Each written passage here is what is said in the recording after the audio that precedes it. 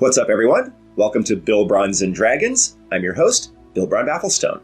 So as a reminder, this is formerly the Dungeons & Dragons 5th Edition Power Gamers Tactics Room. I'm undergoing a name change right now to Bilbrons and Dragons, so don't be confused if this is the first time that you've heard about it. Today we're having another episode of my character build series. Today presenting to you Bilbronius Battlesmith. So I did not expect to create an Artificer. I'll talk about why I ended up making one as we talk about the character setup here in a couple of minutes. But here I just want to say that I'm pretty impressed with the Artificer. I had only used it as a dip in a couple of builds before this and taken, a glance at all of their abilities. But it wasn't until this point that I did a full 1 through 20 character build. And honestly, it's not until you do one of those that you really get a sense of how a character class is constructed, the synergies, the elegance of its progression, and all of that. And now that I have done so for the Battlesmith, I'm impressed and intrigued. So I plan on doing a series of videos on the Artificer. We'll do builds for all 4 of the subclasses. We'll do a review and rating series, a deep dive on how to optimize it, and probably a deep dive on the infusions as well. So before we jump into Bilbronius Battlesmith, please like, subscribe, comment, share, and check out the Patreon if you want to support the channel. And without further ado, let's check out Bilbronius Battlesmith. So I've put the setup on the screen so you can check it out. And we can see that Bilbronius Battlesmith will be a custom race. I'm calling him a half-elf with Strength 10, Dex 14, Con 14, Intelligence 18, Wisdom 10, and Charisma 8. We're going with small size, and we have dark vision, and as always, I'll be comparing our DPR to a baseline of Agonizing Blast plus Hex, hitting 60% of the time. Also, as always, I'll be presenting the DPR to you in modular form so that you know what you're doing round to round, and if you want to know what you are doing in what you consider to be an average battle, then you are going to have to do a little bit more math, but I've at least provided you the numbers so that you can do that. So why Bilbronius Battlesmith? Well, this is a PC made for a specific personal game. As a reminder, my Bilbron Bafflestone campaign has now wrapped up, and I am making a character for my next campaign, and this is that character. The upcoming campaign is a Roman theme. It's set in Britain, where we'll be quelling local barbarians to bring them law and taxes. And in this world, the Roman Empire are mostly elves, and the British are mostly dwarves and orcs. Maybe humans too. I'm not quite sure where humans fit into all this. But it's a homebrew campaign. I think it's based on a module from another game that my DM is translating to 5th edition. And he's informed us that it's going to be a relatively low magic campaign, so don't expect too many magic items or thriving markets for potions, scrolls, and things of that nature. It seems like the terrain will mostly be outdoors. It's a coastal town surrounded by coastal plains, and apparently there are hills and forests nearby. I'm guessing there's probably going to be some dungeons as well. And metagaming, I have to point out that the optimization level of my group is pretty low. Last time out, I was way too powerful relative to the other guys, and I was constantly having to hold back and play babysitter just to avoid dominating combats and interactions. And I want to dial this back a little bit, play a guy who bleeds, so to speak. But on the other hand, I also can't bring myself to play an intentionally unoptimized PC, so I'm going to have to come to a compromise here. Now, in deciding what sort of character that I wanted to play in this new campaign, I wanted to deviate from what I was doing with Bilbron Bafflestone, who was a hide wizard. So this time out, I wanted to play a frontline martial character where I'm just running up to the monsters and laying the smack down and have something of a simpler playstyle. However, the party also needs some casting.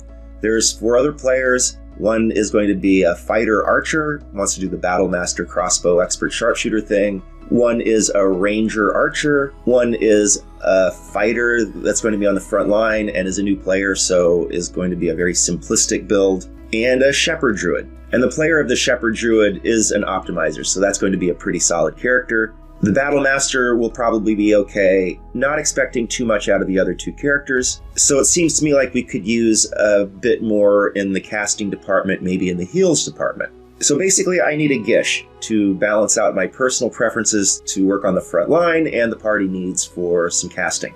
It's also important to note that we are starting at level 1. And based on my previous campaign, I can expect to play 4 to 6 months in Tier 1 and 6 to 8 months in Tier 2. It took Bilbron Bafflestone over a year and a half to get to level 12, so I'm going to expect about the same speed of progression this time out. And since I actually have to play this PC from level 1, playability in the early levels is of high importance. Obviously, there are some builds that take a while to come online and are more appropriate if you start at a higher level. So based on those parameters, I started thinking about potential characters. I considered Bladesinger. I know the class pretty well now that I've done a bunch of builds for it, but I decided I didn't want to play another wizard after Bilbron Bafflestone. Plenty of other classes to try out. I also briefly considered Cleric, but again, I'm just coming off an all-Cleric campaign, and Bilbron Bafflestone had 2 Cleric levels, so I just didn't want to go there again. I considered Bard, but decided that they're too much caster and not enough martial for my needs here. I just didn't really feel it when I was looking through the Bard descriptions. I considered Ranger, but the party already has a Ranger, and it's the sort of player that might take it personally if I copied her. Though I will say the Gloomstalker and the Swarmkeeper are very intriguing options. I think those could be very cool characters. I briefly considered Paladin, but I have never really liked Paladins, and frankly in 5e I just hate their spell list. I considered Arcane Trickster, but I never really liked Rogues. There's not much role-playing synergy for this campaign, and I feel like Arcane Tricksters have to take advantage of Cunning Action and Fog Cloud, which would just be too similar to the playstyle that I was running with Bilbron Bafflestone. And I strongly considered a Fighter plus Dip option, but ultimately I didn't like the playability. Even though various combinations of Echo Knight, Rune Knight, Psy Warrior, plus Hexblade, War Wizard, Divine Soul, or Peace Dip are very intriguing. And I gave those a lot of thought, went through actually a few different iterations with those types of combinations. But again, remembering that I'm playing this from level 1, the playability was always an issue with that Fighter plus Dip option. The Dip always pushed extra attack to either level 6 or 7, or if I pushed straight through to extra attack at level 5, that puts off the Dip benefits until Tier 2. And I consider Dip abilities to be integral to a build, and so I like to put them in Tier 1. And so the Fighter plus Dip didn't come online as quickly as I wanted it to. Plus, getting the stats right for a Dip are annoying because Dips introduce multi-attribute dependence, especially when you're mixing a martial with a caster.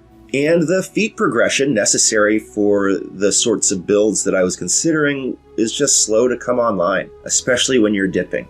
So when I started considering Battlesmith, I started liking what I was seeing here, and I had a really good feeling about it that just got better and better as I considered the build. Battlesmith gets extra attack at level 5, so it's close enough to a martial for me. And even if we just go straight to level 5 to get extra attack as soon as possible, it still retains a solid casting utility with a great spell list and really cool stuff like Infusions and Steel Defender. Keep in mind that Infusions have enhanced value in a low magic campaign, and the build is pretty elegant. It's sneaky, fantastic, single attribute dependent. Everything is driven through intelligence once you hit level 3, and so as we'll see, we're only going to need Fey Touched and 1 +2 intelligence ASI to max out our stat for both combat and casting by level 4. That is really nice. It makes our Tier 1 and Tier 2 numbers really fantastic, and we don't need any more ASIs, so we can start adding cool feats at level 8. As it turns out, this build's DPR is consistently well above baseline, except at levels 1 and 2, where it's hovering right around baseline. And there's excellent role-playing synergy here because, of course, the Romans would have battlesmiths.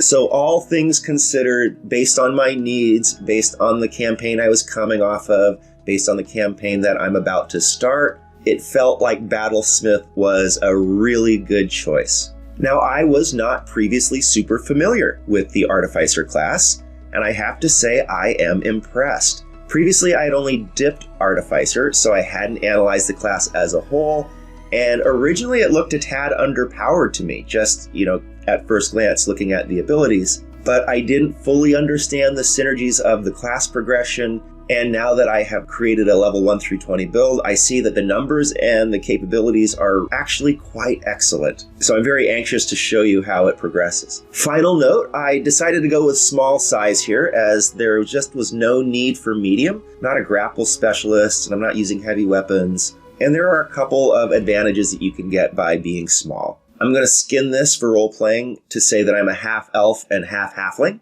And that's how I fit into this whole Roman Empire demographic as in my campaign.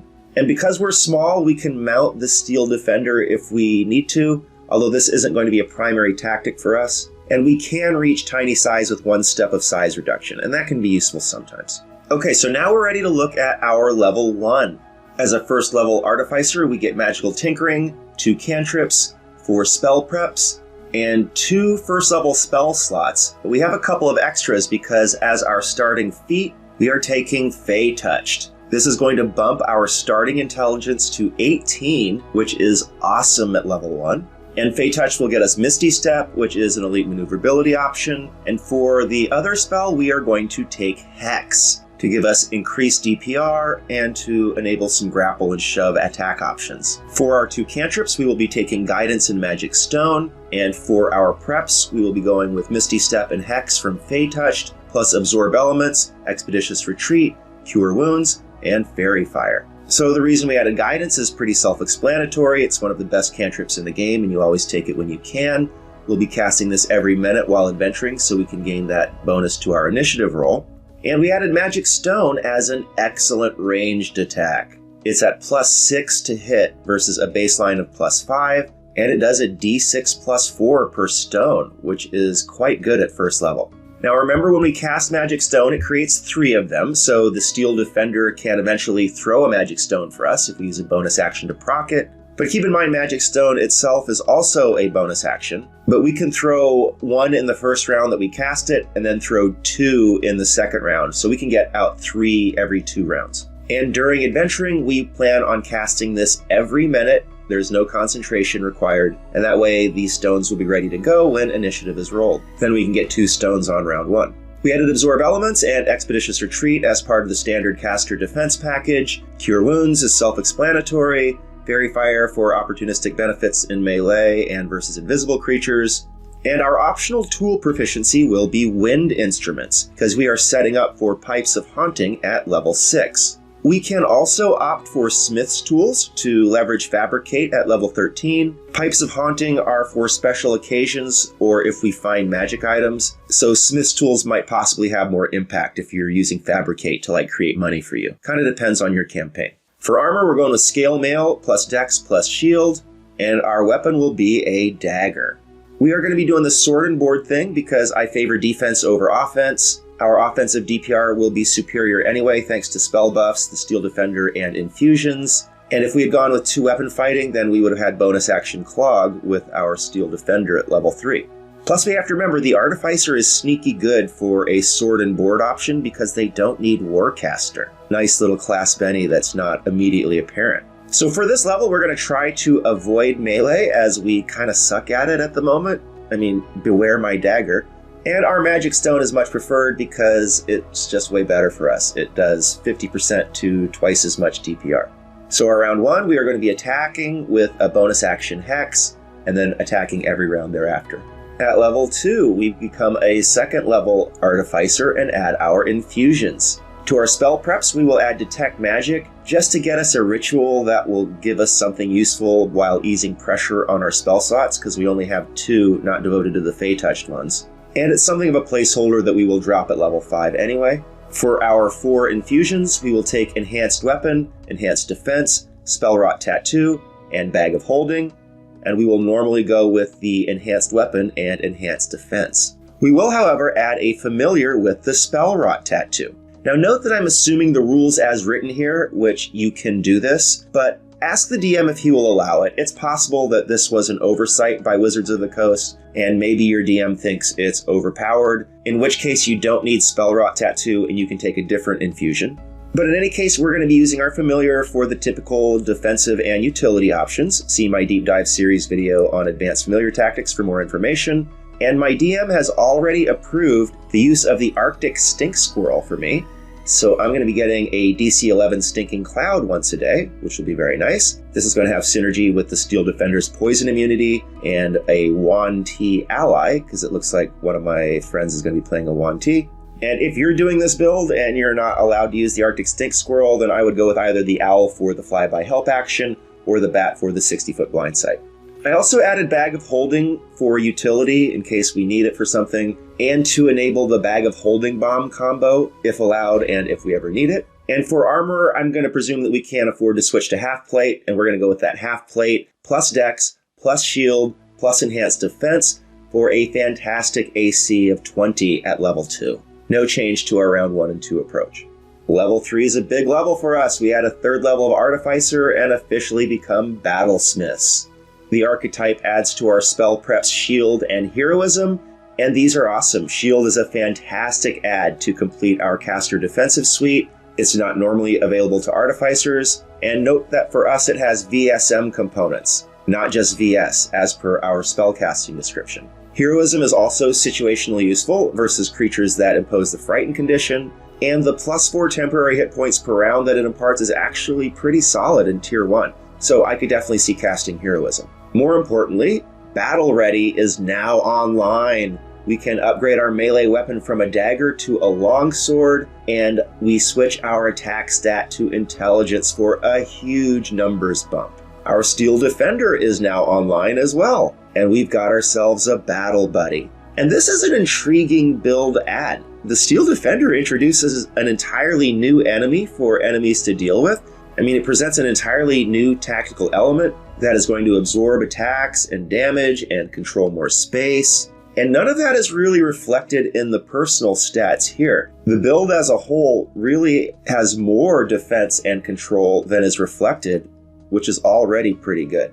The Deflect attack has nice synergy with our AC of 20 plus shield. Getting disadvantage with those stats is pretty much unhittable. And we have to note that it takes a bonus action from the caster to direct the Steel Defender's actions. So this is going to occupy our bonus action. We are going to want to avoid Clog, for example, from things like Polearm Master. Because the Steel Defender requires a bonus action, it's not going to be too much help to us in round 1, as our round 1 bonus action is currently devoted to Hex.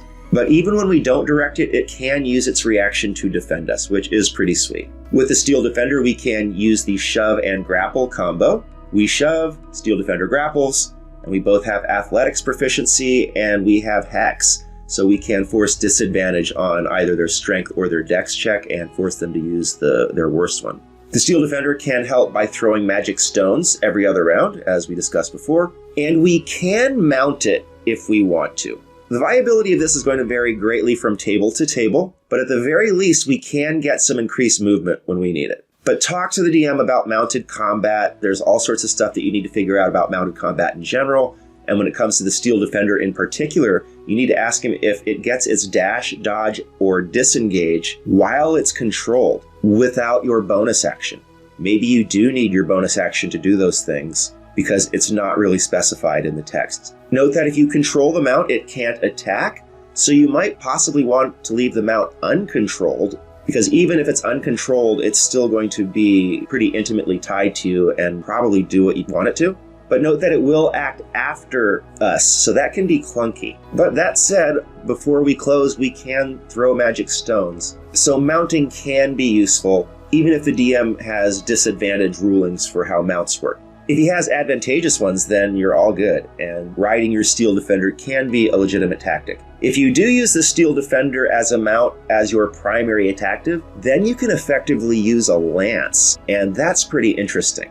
However, that would be more of a striker playstyle, whereas I'm looking to play a frontline playstyle, and you really can't do both because you can only infuse one of them. So we're going to have to pick, and I picked Longsword here, and I decided not to provide the Lance DPR numbers because I'm not pursuing that on this build, but they would be a little bit better than the Longsword numbers that I presented to you here. See my deep dive series video on mounted combat for more information about mounted combat and all that stuff that you need to talk to your DM about. Our round 1 will now be to attack plus bonus action Hex, and then every round thereafter will be to attack plus bonus action Steel Defender attack.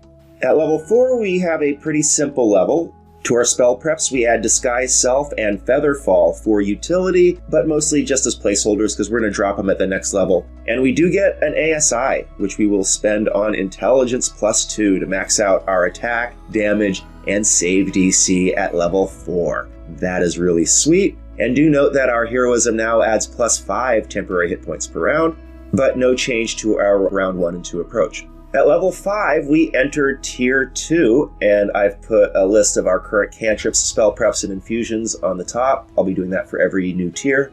And we become 5th level Battlesmiths. To our preps, we add Branding Smite, Warding Bond, Blur, Heat Metal, Web, and Lesser Restoration, dropping Detect Magic, Disguise Self, Featherfall, and Cure Wounds. Branding Smite and Warding Bond came with the archetype, though I can't imagine ever wanting to cast them. Blur as an elite defensive option for concentration. I love Blur. Personally, I prefer this to Hex as our first option, as I'm defensive-minded. And man, is this a good defense. Good luck hitting us at this level when our AC is 20 and we have shield available and we're protected by Blur. Not happening. We added Heat Metal as an elite offensive option for our concentration. It's especially nice as a disarm tactic. We added Web as an elite control option for our concentration. We had Lesser Restoration to heal the appropriate conditions.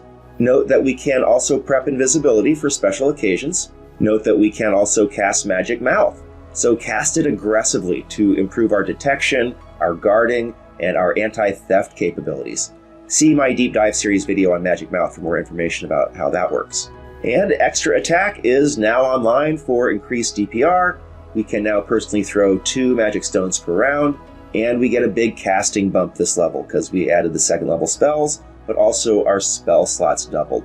So now we have offensive and defensive options for round 1. If we're going defensive, we're going to start with Blur, plus our bonus action Steel Defender attack. And then round 2 is going to be attack ×2, plus our bonus action Steel Defender attack. And if we go offensive, it'll be attack ×2 plus bonus action Hex, and then attack ×2 plus our bonus action Steel Defender. At level 6, to our spell preps, we add See Invisible. See Invisible is an excellent no concentration, 1-hour utility option that is actually extra good in my campaign because my DM tends to forget how invisibility is supposed to work. He makes it more powerful than it's supposed to be, and so having a counter to it is better than in most campaigns. And we add Tool Expertise and an Infusion bump. So to our infusions, we add Radiant Weapon, Repulsion Shield, and Pipes of Haunting, dropping Enhanced Weapon. And we will normally go with Radiant Weapon, Enhanced Defense, and Repulsion Shield as our 3 infusions. Hopefully we'll get a Magic Weapon or Magic Armor or Magic Shield, in which case we can then go with Pipes of Haunting. Radiant Weapon is basically an upgraded Enhanced Weapon. Repulsion Shield gives us a nice AC bump and a push option. And Pipes of Haunting is a fantastic AoE control and defense option. No change to our rounds 1 and 2 approach. Then at level 7, we get a 7th level of Battlesmith and Flash of Genius. Flash of Genius is really good. It gives an elite buff to your initiative, to your saves, to your grapple and shove attacks. Do note that it can't be applied to your initiative if you're surprised, but if you're not surprised, our initiative is currently excellent at +7 if we use Flash of Genius. No change to our round 1 and 2. At level 8, we add another level of Battlesmith, and to our preps add Rope Trick. Rope Trick is an ultimate defense, but it's also mostly a placeholder because we plan on dropping it at the next level. And we pick up an ASI here, which we will use to pick up Alert. One of the best feats in the game, gives us an elite terms of engagement buff with a nice initiative bump, and Never Surprised. That makes our initiative currently elite at +12 with Flash of Genius. And note that we can always use Flash of Genius now because we can't be surprised anymore. We've got Alert. Nice synergy with the Steel Defender's Vigilant, which means that it also can never be surprised. So you guys as a team are always working in the surprise round. And yes, I know there's not really a surprise round. You know what I mean. At level 9, we add another level of Battlesmith. To our spell preps, we add Aura of Vitality, Conjure Barrage, Haste, Revivify, and Tiny Servant, dropping Expeditious Retreat, Rope Trick, and Heat Metal. Aura of Vitality and Conjure Barrage came with the archetype. I don't see ever casting either one of these, even though Aura of Vitality is great on other builds. But more importantly, Haste, as an elite attack, defense, and mobility buff that will now be our first option for concentration over Blur and Hex, which will now be reserved as backups. Not only do we get the AC bump and the move buff, but we get that extra attack, and that means we can now personally throw all 3 of our magic stones per round. Added Revivify for self-explanatory reasons, and we added Tiny Servant for rest tricking. It's not currently worth a 3rd level slot to just get 1 of them, but if we're rest tricking, then obviously we'll take it. We can only get 2 or 3 of them when we're rest tricking all the way up until level 13, which frankly I don't even expect to see on this character. But if we do, we can execute the 3x Tiny Servants plus Magic Stone combo. You give them standing orders and they'll chuck those stones anytime you make them, and that leaves your action free for an attack. Note that the Steel Defender can heal a Tiny Servant if it desires, because it's got that innate healing thing that affects constructs. And see my 2 separate deep dive videos on Tiny Servant and rest tricking for more information on about how all that works. Note that Glyph of Warding and Water Breathing are available for special occasions. And at this level, we add Arcane Jolt to give us a little damage and healing buff. We're also going to switch up our infusions and add Enhanced Weapon, dropping Radiant Weapon. We are prepping for next level when Enhanced Weapon bumps to +2, but we have to switch it now because we can only change out 1 previous infusion per level, and we want to swap out 2 of them, so got to do 1 of them now. At level 10, we get another cantrip, which is going to be Mending, that will help heal our Steel Defender, and to our preps we add Dispel Magic as a standard caster must-have. Huge bump in the infusions department. We add Winged Boots, Helm of Telepathy, and Cloak of Protection, dropping Repulsion Shield. For our 4 active infusions, we will normally go with Enhanced Weapon, Enhanced Defense, Winged Boots, and Cloak of Protection, noting that Enhanced Weapon and Defense each bump to +2. That is so awesome for our underlying numbers. And we now have Winged Boots. The always-on fly speed is amazeballs. Winged Boots is a contender for best uncommon item in 5th edition, and it is super nice to add through this build's abilities. The Helm of Telepathy is also amazeballs for special occasions, another contender for best uncommon item in 5th edition. It's just ridiculous in the interaction phase and in gathering intel. See my deep dive series video on Helm of Telepathy for more information about this game-breaking item.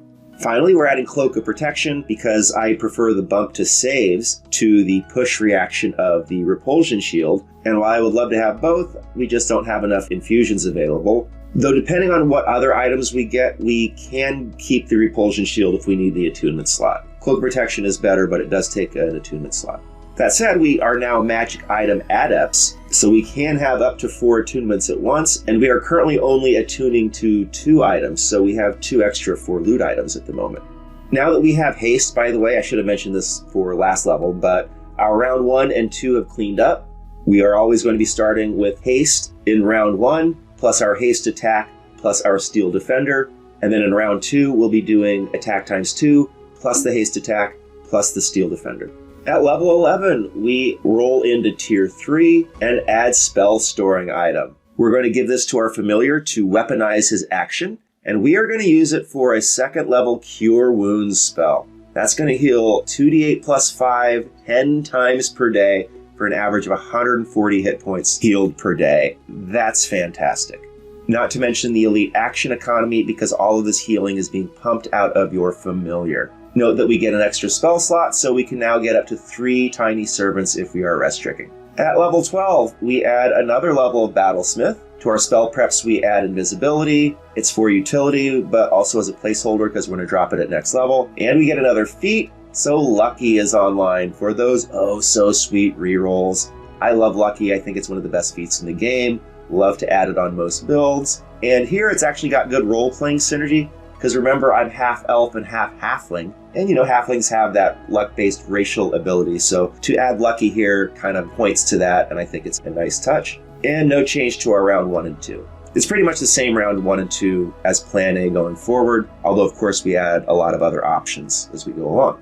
At level 13, we add to our spell preps Aura of Purity, Fire Shield, and Freedom of Movement, dropping Invisibility. Aura of Purity and Fire Shield came with the archetype. I can't see casting Aura of Purity, but Fire Shield is pretty amazing. Fantastic add for Marshall as a no concentration, 10-minute duration defense. And freedom of movement is a nice no concentration, 1 hour duration utility option. That said, we need an available slot, and we don't have one right now because we have only one 4th level slot, and we are going to be using that for Tiny Servant. We're going to be upcasting it at 4th level to get 3 of them. The 3x Tiny Servant plus Magic Stone combo is now consistently online, even if we're not rest-tricking.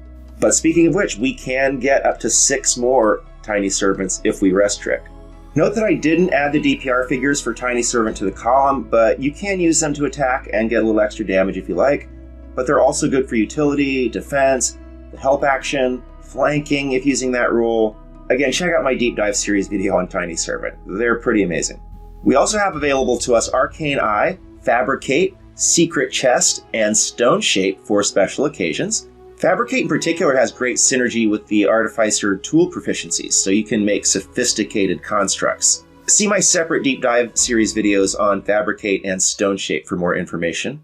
And no change to our round 1 and 2 approach. At level 14, we add another level Battlesmith and add a cantrip, which will be Thorn Whip, and a spell prep, which will be Arcane Eye. Thorn Whip as an elite ranged pull option, and Arcane Eye as an elite terms of engagement option, again, if the slot is available. Remember, we're using it mostly for Tiny Servant. To our infusions, we are going to add Amulet of Health and Dimensional Shackles. We'll normally go with Enhanced Weapon and Armor, Cloak of Protection, Wing Boots, and the Amulet of Health, because the Amulet of Health is a huge increase from our base Constitution of 14, which will add 28 hit points and a +2 bump to our Con and Concentration saves. So that's really sweet. And we added Dimensional Shackles, which will be nice for special occasions. It's weird adding 2 infusions known, but only adding 1 active infusion because the second one has to be one that's got some kind of utility use that you might want to use someday. And Dimensional Shackles fits into that category. At level 15, we add Improved Defender to double the impact of our Arcane Jolt. And we now have an additional 4th level slot available for non-Tiny Servant casts. We are going to only continue to upcast 1 slot into Tiny Servants and keep the other one available for non-Tiny Servant. And note that we can now add up to 9 Tiny Servants if we're rest tricking. At level 16, we gain another level of Battlesmith. To our preps, we add Resilient Sphere as an ultimate defense and a decent Saber Suck offensive option, but also as a placeholder because we're going to drop it at the next level anyway. And we pick up an ASI, which we are going to use for Tough to give us another massive hit point bump to stack with Amulet of Health. We've added 50 hit points in the last 2 levels. Again, no change to our round 1 and 2. And at level 17, we enter Tier 4. To our preps, we add Banishing Smite, Mass Cure Wounds, Bigby's Hand, and Wall of Stone, dropping Arcane Eye and Resilient Sphere. Banishing Smite and Mass Cure Wounds came with the archetype, and they're pretty sweet. Banishing Smite is a fantastic add. Bonus action cast, adds a huge 5d10 damage rider, will control them if they are not extra planers, and will just send them home if they're extra planers. So I like that. And Mass Cure Wounds can be potentially useful if we need it. I like Bigby's Hand as an elite concentration cast with great versatility. You can get offense, you can get defense, it can grapple, and you can get a good push. And I also love Wall of Stone. I think it's one of the best wall spells in the game, in part because it can become permanent. We also have available Greater Restoration for special occasions, and we can now get up to 17 Tiny Servants when rest tricking. At level 18, we add Transmute Rock, one of the best controls in the game, especially since it's no concentration. And to our infusions, we will add Ring of Protection and Necklace of Adaptation. Ring of Protection for general defense, and Necklace of Adaptation for special occasions. We'll normally go with Enhanced Weapon and Armor, plus Cloak of Protection, Wing Boots, Amulet of Health, and Ring of Protection. All of our numbers are so solid right now. Our AC, our saves, our damage, all are really fantastic. Very well balanced class, I think, this Artificer. At level 19, we get another ASI, so we are going to add Fighting Initiate, Defense, to bump our AC even more, all the way up to 24 before Haste, Shield, or Blur. And we get another 5th level spell slot, which is always fantastic, especially since we have nice 5th level spells, and we can now get up to 22 Tiny Servants when rest tricking. Finally, at level 20, we add Soul of Artifice, our capstone. To our preps, we get Animate Objects, It's the last decent spell available, even though I'm not normally a huge fan. I might actually just prefer to keep Greater Restoration here, but we'll see when I get to level 20. Haha. But man, if I do, I would love Soul of Artifice, man. Look at those saves. They are ridiculous. Plus 18 Constitution save. And that's not even counting Flash of Genius. Man, I've never seen such good saves in 5th edition. Love it. And that Quasi-Death Ward thing is pretty cool too. Obviously, to max them out, we're going to have to max out our attunements at 6, but I'm guessing at level 20, that's not going to be too hard. So that's it. Bilbronius Battlesmith. I am going to be playing this character from level 1. I am very excited because it looks to me like it's pretty sweet, right? Very playable, a lot of stuff that it can do that comes online really early, and I have come away with a new appreciation for the Artificer class. The underlying numbers are really strong. I mean, if you look at the DPR column, it's consistently, around double baseline, except levels 1 and 2. So first time Artificer, but let me know what you think in the comments below. Is there any way that I can make this better? Some tech that I can add? Because again, I'm actually playing this character. So hook a brother up and, tell me all the cool stuff that I can do that I may have missed. And regardless, thank you so much for watching. This has been Bilbrons and Dragons. I'm your host, Bilbron Bafflestone. See you next time.